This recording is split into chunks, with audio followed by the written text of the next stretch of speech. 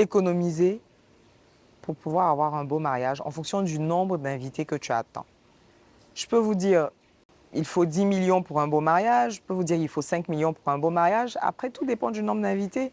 Alors voilà ma mariée du jour, admirez comment elle est belle. Oh, la mariée est belle, la wedding planner de la gloire glorieuse de ce moment. Je suis Raïssa Ouattara, chef de projet événementiel et consultante commerciale et marketing.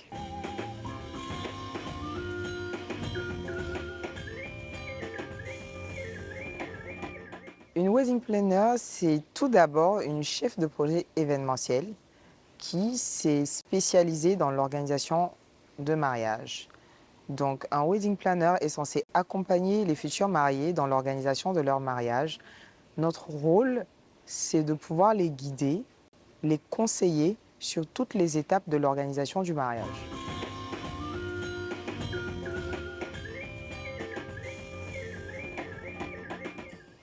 Avant de débuter ma carrière en tant que wedding planner, j'ai baigné d'abord dans la grande distribution. J'ai fait une formation en marketing et management et aussi en art et images numériques. Donc j'ai tout d'abord baigné dans la communication, dans le marketing et dans la vente.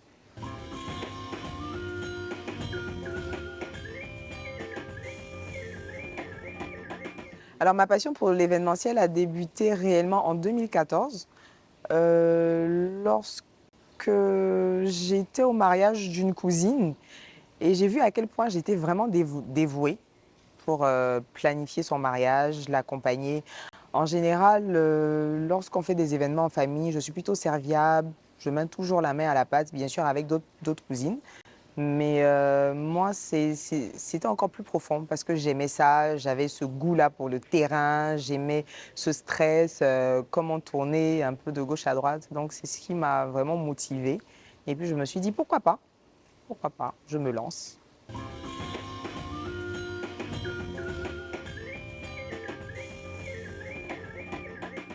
Pour moi particulièrement, je me sens wedding planner lorsque je suis vraiment indispensable pour le couple. Parce que ça peut nous arriver d'avoir des mariés qui veulent eux-mêmes mettre la main à la pâte. Mais quand tu as affaire à un couple qui te délègue carrément toute l'organisation de son mariage, c'est fantastique. À ce moment-là, tu te dis oui, je suis vraiment une wedding planner. Mais quand tu as affaire à des couples qui veulent eux-mêmes tout gérer pendant qu'ils ont confié la tâche à une wedding planner, c'est plutôt différent.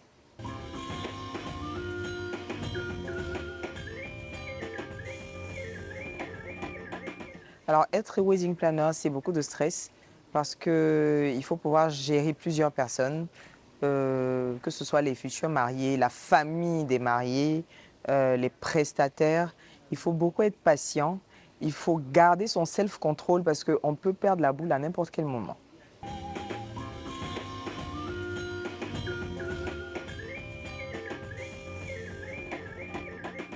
Alors, pour moi personnellement, oui, l'apparence joue un énorme rôle parce que le wedding planner, en tout cas pour l'agence guide mariage, on prend quand même 25% du budget des mariés.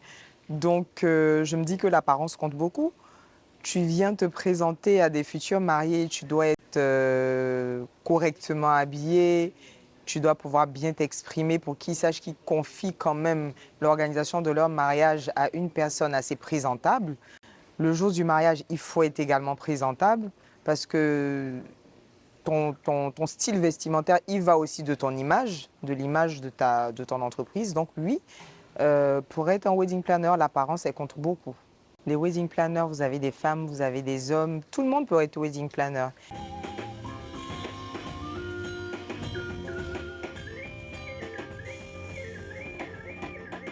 Alors, j'ai sorti un ouvrage que j'ai nommé le guide mariage de poche.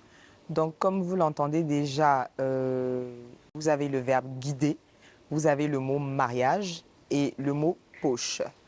Alors, tout ce qui est poche, c'est un élément qu'on peut facilement déplacer.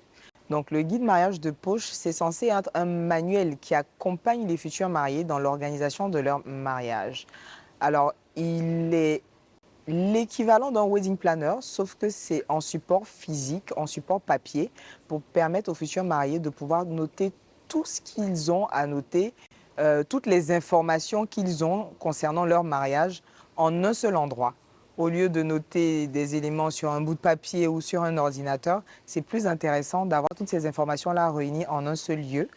Alors, le guide mariage de poche, c'est un manuel qui vous montre toutes les étapes de l'organisation du mariage de manière chronologique, de sorte à ce que les futurs mariés n'aient aucun stress et qu'ils n'aient même plus à réfléchir sur l'organisation de leur mariage. Un peu comme un cahier à l'école où c'est écrit 1 plus 1 égale et l'enfant il met juste 2. C'est pareil. En complément du guide mariage de poche, j'ai également créé une plateforme qui s'appelle www.guidemariage.ci qui réunit des prestataires de l'événementiel. Donc cette plateforme-là, elle permet de mettre en avant également mes collègues qui sont aussi dans l'événementiel, tous ceux qui aimeraient faire connaître leurs produits ou leurs services peuvent s'inscrire directement sur la plateforme. C'est gratuit et sans commission.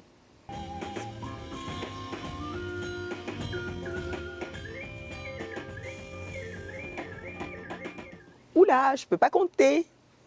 Combien de mariages? Je vais dire que j'ai un mariage une fois par trimestre, si Dieu me fait vraiment grâce. Sinon, voilà, trois mariages l'année. Du coup, je suis dans le métier depuis 2015. Donc, si on essaie de faire un calcul rapide sur 5 ans, j'ai une vingtaine de mariages à mon arc.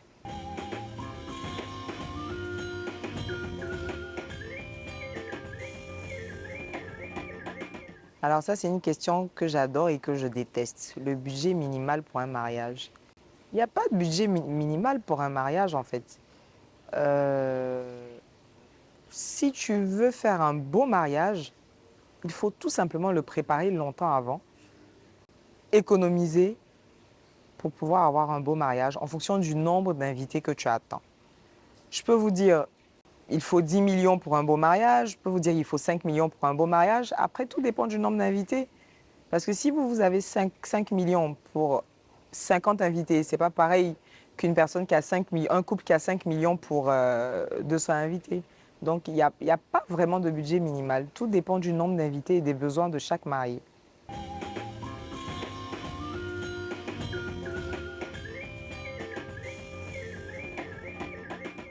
Alors, selon moi, pourquoi les Ivoiriens ont tant aimé le mariage de Vital? Mais qu'est-ce que je voulais? Vous voulez que je vous dise? C'était le plus beau mariage de l'année. C'est Guy de mariage qui l'a fait. Voilà. Son mariage était incroyable. Je pense que plein de personnes ne s'attendaient pas à ce que Vital se marie, pour parler déjà de la personne, parce qu'elle avait déjà créé un buzz autour du mariage et tout. Donc, ça a été vraiment une surprise pour tous les internautes. Et on a mis le paquet. Franchement, on a mis le paquet. Il y a eu une très bonne préparation. Donc, je pense que tout part de là, de cette préparation que nous avons eu à faire en interne.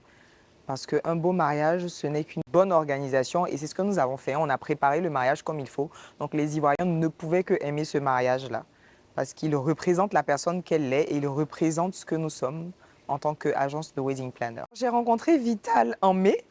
Elle s'est mariée en juillet, donc ça m'a pris 2 mois.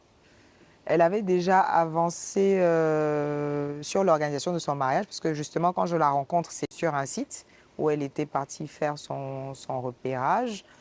Donc, elle avait déjà le lieu où elle voulait se marier. Elle avait déjà ses stylistes pour ses différentes tenues. Elle avait déjà sa décoratrice. Donc, pour le reste, on a travaillé ensemble. Je l'ai accompagnée pour tous les autres prestataires et pour l'organisation jour J.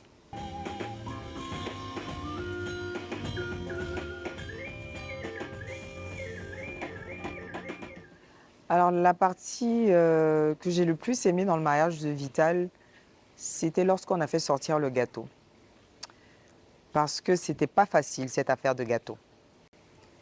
Vital voulait quelque chose de waouh, elle voulait quelque chose de magnifique, elle voulait un gâteau qui sort de terre, elle voulait un gâteau qui descend du ciel, elle voulait vraiment quelque chose de magnifique. J'ai même appelé des prestataires depuis le Ghana, pour pouvoir avoir un mécanisme spécial pour qu'elle ait réellement ce qu'elle veut en fait. Et vers la fin, j'étais un peu déçue parce que je ne trouvais pas ce que je voulais. Le prestataire du Ghana, c'était juste. Et le budget, il était énorme. C'était quand même 200 000 dollars, c'est pas rien. Donc, il fallait annuler. Après, pour le gâteau qui devait descendre du haut, c'était pas possible parce que la salle qu'on a choisie n'était pas aussi haute. Donc, la veille, j'ai moi-même dessiné un support qui a été créé en moins de 24 heures pour qu'on puisse faire rentrer le gâteau de ma mariée.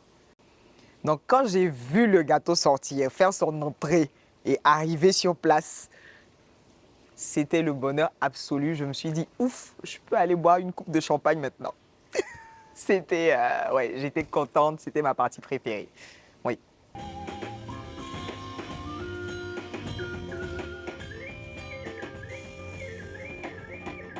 Alors oui, j'ai été la wedding planner de Vital, mais pour ne pas avoir dealé avec tous les prestataires, je ne peux pas vous donner une garantie sur ce montant, mais je peux vous dire que c'est possible qu'on ait atteint ce montant. Parce que quand on prend déjà la boisson, on a fait venir quand même pratiquement pas un gros conteneur, mais on a fait venir quand même un conteneur de boissons. Il y avait quand même des boissons coûteuses, des bouteilles de 1 million, des bouteilles de 500 000. On avait plus de 200 bouteilles de champagne. Il y avait quand même beaucoup de boissons. La décoration, c'était coûteux. L'hôtel, ça coûte pas rien non plus. Tout ce qui est traiteur. Elle a quand même investi un gros budget dans son mariage. Pour le montant exact, je ne peux pas vous confirmer. Mais ce dont je suis sûre, c'est qu'on n'est pas forcément loin de ce montant-là. Parce que pour avoir passé un bout de temps avec elle et vu un peu ce qu'elle dépensait, on atteint quand même ce montant-là.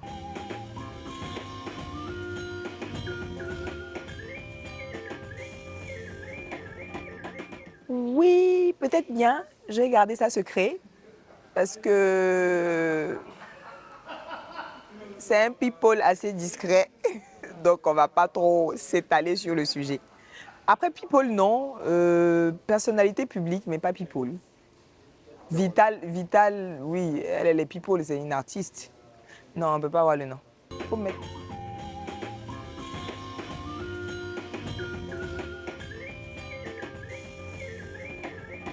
Donc, je vais mettre ma casquette de wedding planner de côté et parler comme une personne ordinaire. Donc, en Afrique, on aime la fête, c'est dans notre culture. On aime se faire voir. Donc, on ne peut pas comparer le mariage d'un Africain à celui d'un Européen. C'est vraiment pas possible. Il n'y a pas photo. Parce que nous, c'est les grandes choses et ce sont les belles choses. Déjà, quand vous regardez, pour faire simple, je vous donne un exemple bête comme chou, comparez la mère d'un marié européen à la mère d'un marié africain. Déjà, quand vous regardez les tenues, la mère européenne, vous avez l'impression qu'elle part juste faire une petite course. Mais quand vous voyez une femme africaine sortir de chez elle, vous savez qu'elle part à un mariage.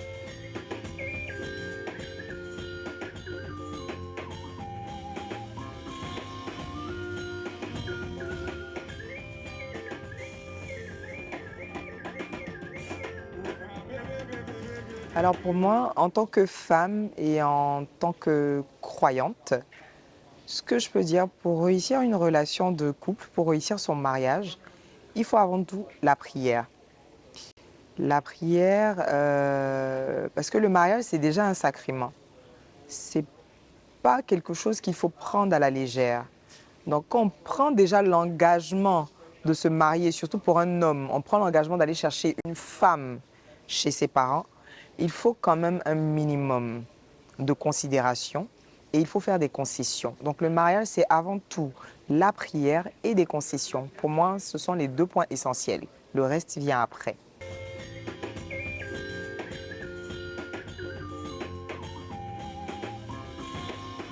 Pourquoi, selon moi, les mariages de stars ne durent pas? Bah déjà, j'en savais rien. Je ne savais même pas que les mariages de stars ne duraient pas.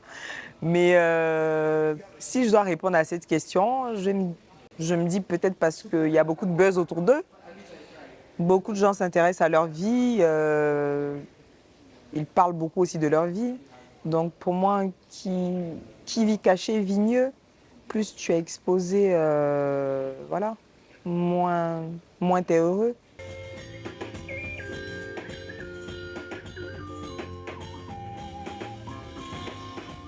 j'aime rire.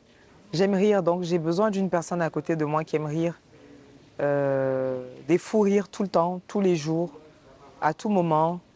J'ai besoin d'une personne attentionnée, qui communique beaucoup et qui supporte les caprices. Voilà, qui supporte les caprices. Mais surtout, j'aime rire. J'aime rire, je fais que ça toute la journée et j'ai pas besoin d'une personne dans ma vie qui va me mettre du stress. Donc, pour moi, pour qu'une relation de couple marche bien, il ne faut pas embêter l'autre. Tu quitteras ton père et ta mère pour te mettre avec une femme et tous deux vous ferez qu'un. Je ne sais pas si je le dis bien, mais c'est dans Genèse 2, si je ne me trompe pas. Donc, quand on fait un, pour moi, c'est tout dit en fait. Tout est dit dans ce passage biblique. Il faut se compléter, il faut être en harmonie, il ne faut pas embêter l'autre, il faut vivre l'amour. Voilà, il faut vivre l'amour.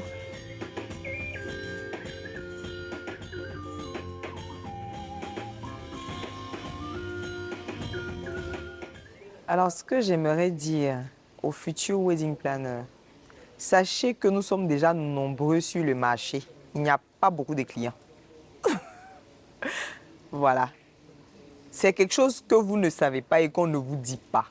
Déjà, les Ivoiriens n'ont pas encore la notion du wedding planning. On est en train d'essayer d'insérer ça dans leur esprit. Donc, si vous vous lancez dans ce métier, sachez qu'il faudrait être recommandé. Si vous n'êtes pas recommandé, vous allez trimer pendant longtemps, vous n'allez pas avoir de clients et vous allez râler pour rien du tout. Donc, avant de vous engager dans ce métier-là, soyez sûr que vous avez déjà un entourage. Sur 50% de vos entourages, vous avez des personnes qui sont célibataires, pour commencer. Et il faudrait également vous former, parce que ce n'est pas tout d'organiser un mariage en tant que PCO et se dire que demain, on peut être wedding planner. Parce que le PCO, c'est bien beau, il accompagne aussi les futurs mariés. Mais un PCO ne pourra jamais dire à une mariée, lorsque tu mets une tenue, une robe en dentelle, il faudrait que tu portes un soutien adéquat. Donc, si vous devez vous lancer dans ce métier-là, il faut beaucoup réfléchir. Un métier qui est en pleine évolution, où les citoyens n'ont pas encore ce métier inscrit dans leur esprit. Donc, il faut communiquer sur votre agence, communiquer sur vos produits. Il faut faire la différence. Il faut apporter une plus-value pour ne pas répéter les mêmes choses que les autres wedding planners. Comme moi, par exemple, j'ai conçu le guide mariage de poche et une plateforme. Donc, je vous invite à faire de la recherche, à innover pour éviter de stagner comme certains wedding planners et comme moi d'ailleurs pendant longtemps.